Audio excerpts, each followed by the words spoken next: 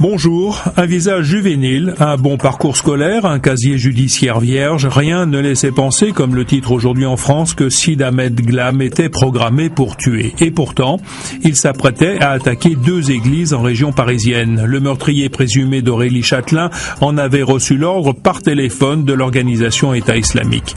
3 mois et demi après les tragédies de janvier, cet attentat tué dans l'œuf montre que les chrétiens de France sont la nouvelle cible des islamistes, s'inquiète Le Figaro.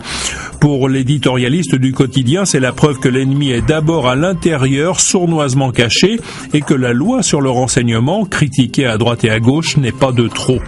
Il ne faut pas pour autant céder à la peur, enjoint l'éditorialiste de La Croix, mais être vigilant sans voir dans tout musulman un ennemi potentiel.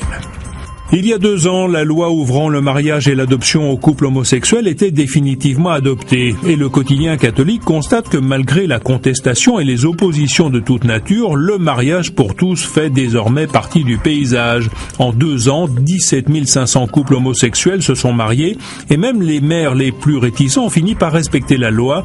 Et maintenant, c'est d'ailleurs déjà l'heure du divorce pour tous, relève aujourd'hui en France. Pour l'instant, les séparations sont peu conflictuelles. Selon un avocat, on est plus dans la gueule de bois d'après Euphorie. C'est la question du patrimoine qui peut entraîner d'âpres discussions. À la veille des célébrations du centenaire du génocide des Arméniens, la mémoire est toujours à vif, constate Le Monde, et le terme génocide reste tabou en Turquie, même si les manifestations du souvenir sont autorisées depuis 2012. Le Premier ministre turc a présenté ses condoléances au peuple arménien, mais à Istanbul, c'est la thèse des massacres mutuels qui prévaut. Le Monde consacre un dossier de 8 pages au génocide des Arméniens. Le latin et le grec tirent la langue. Libération relaye l'émoi des défenseurs des lettres classiques et de l'allemand qui craignent de voir leur langue sacrifiée par le projet de réforme du collège au nom de l'égalité et de la lutte contre l'élitisme. François Bayrou parle de déni de politique sociale. Laurent Geoffrin, dans un édito de latiniste distingué, rappelle combien ces langues anciennes sont utiles aux élèves pour la pratique des langues en général. Il se demande si la ministre de l'Éducation entendra ces arguments.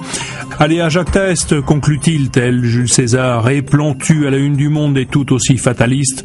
Morituri te salutante. Bonne journée à tous.